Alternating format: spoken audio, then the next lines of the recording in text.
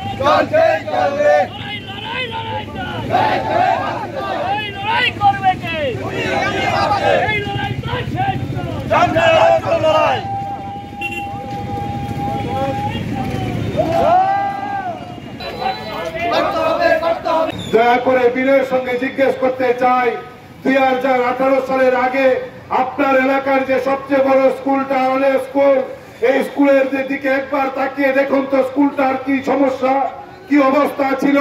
আর আজকে যখন বিজেপির 6 বছর পূর্তি হচ্ছে তখন স্কুলটার অবস্থা কি। 2018 সালে স্কুলে কতজন শিক্ষক ছিল, 2024 সালে স্কুলের মধ্যে কতজন শিক্ষক আছে, 2018 সালের এই যে স্কুলের মধ্যে একটা আবাসন আছেন, ছাত্রছাত্রীরা যেখানে থাকেন, এটার কি হাল ছিল, আজকে এটার কি হাল। এই বাজারের মধ্যে যে পরিবেশ, সেখানে নিয়োগ করতে হবে। আমাদের এখানের ছেলেমেয়েরা যে স্কুলটাতে পড়াশোনা করে, আমি দয়া করে জিজ্ঞেস করব, দূর থেকে হয়তো শুনছেন, যারা বিজেপি করেন ন্যূনতম তাদের কাছে অত্যন্ত বিনয়ের সঙ্গে অনুরোধ করব, বিজেপি করছেন সমস্যা নেই, গণতান্ত্রিক দেশ, বিজেপি যেখানে শাসন করে এখানে কেউ সিপিএম করতে পারবে না।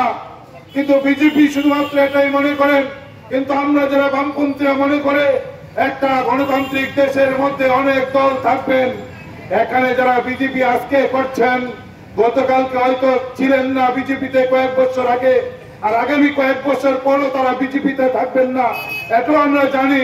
কিন্তু আজকে বিজেপি করো, কংগ্রেস করো, সিপিএম করো, আর রাজনীতি নাই করো, শিক্ষিত যোগ্য বেকারদের রাজ্যে 50,000 উপর শূন্য পদ খালি পড়ে আছে।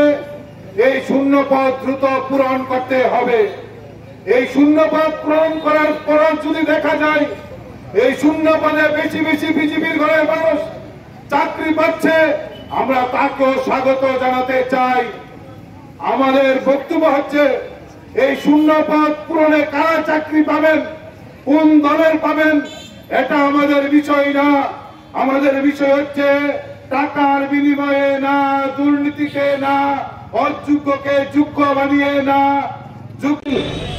নিজেদের মধ্যে দাঙ্গা তৈরি করার একটা অপচেষ্টা আমাদের রাজ্যে তৈরি হয়েছে। এজন্যই আমরা আওয়াজ তুলেছিলাম, আমরা দাবি করেছি রাজ্যের আইনের শাসন পুনরায় পুনঃপ্রতিষ্ঠা করতে হবে। আমাদের দাবি অবশ্যই আপনারা সমর্থন করবেন। যে কথাটা বলে আমি আমার কথাগুলো শেষ করব। আপনাদের অবশ্যই মনে আছে 2018 সন বিজেপি দল রাজ্যে ক্ষমতায় আসার জন্য প্রতিশ্রুতি দিয়েছিল বছরে 50,000 চাকরি, মিস কল দিলে চাকরি হবে। আজকে বিজেপি সরকার রাজ্যে আছে 6-7 বছর গড়িয়ে গেল।